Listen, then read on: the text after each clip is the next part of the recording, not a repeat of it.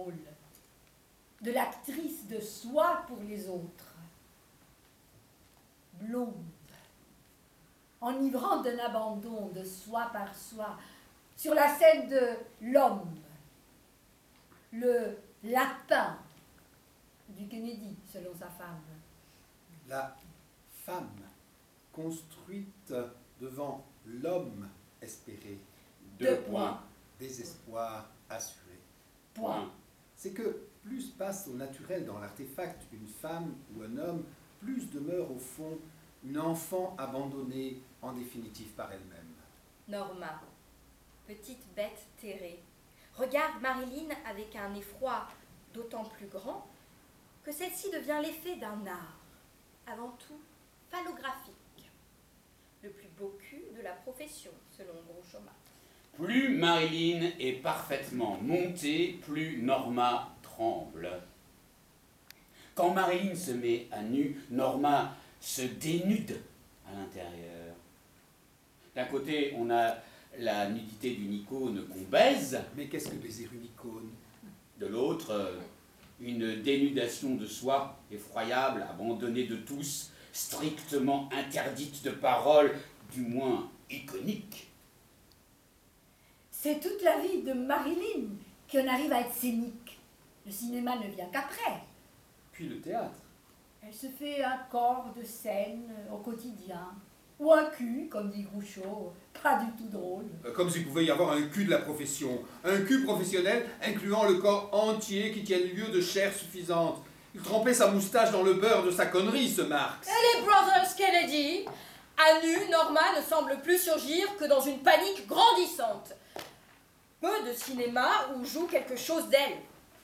Pèse la norme du cul professionnel. 2 points.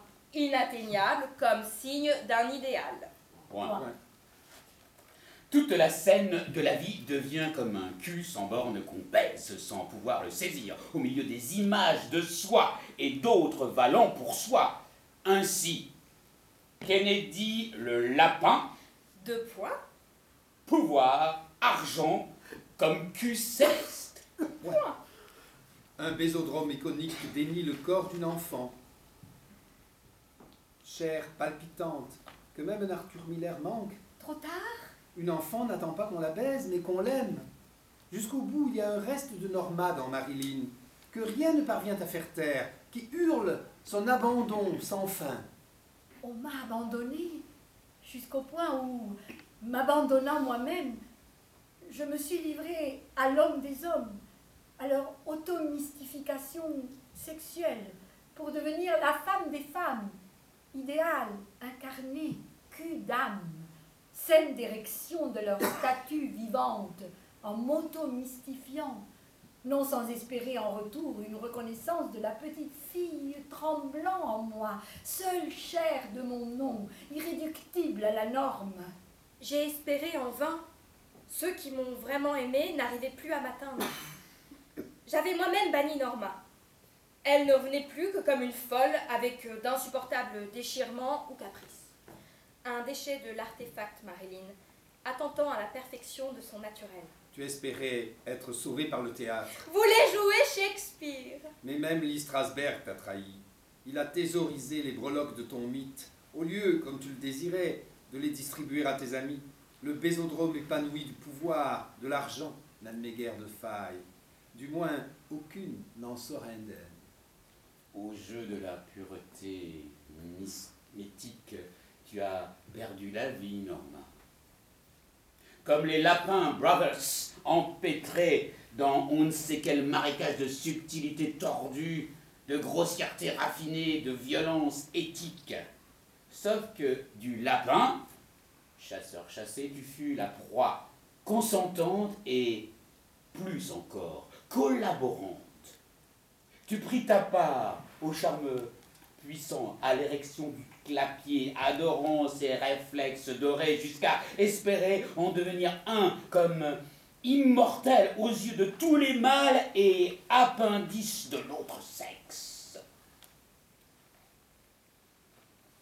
Ton icône hante toujours un monde de lapins. C'est un legs précieux, mais surtout vide, comme une boîte de conserve d'Andy Warhol. Aucune Marilyn ne peut faire oublier une Norma qui souffre ou demande seulement qu'on l'aime d'un cœur tendre, qu'on la protège, mais surtout l'aide à sortir par elle-même du terrier de son corps, dans un monde non scénique. Aucun James Dean ne vaut de finir dans la charcuterie automobile. L'iconisation de la chair se paie souvent d'une mort prématurée dans un monde de lapins qui admet très mal l'écorchure, mais la pratique abondamment.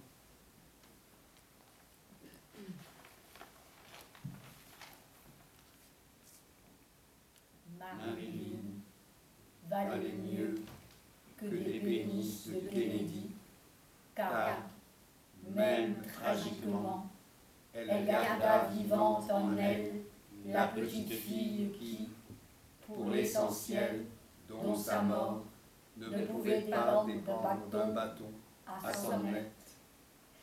Marilyn valait mieux que des pénisses de Kennedy, car même tragiquement, elle garda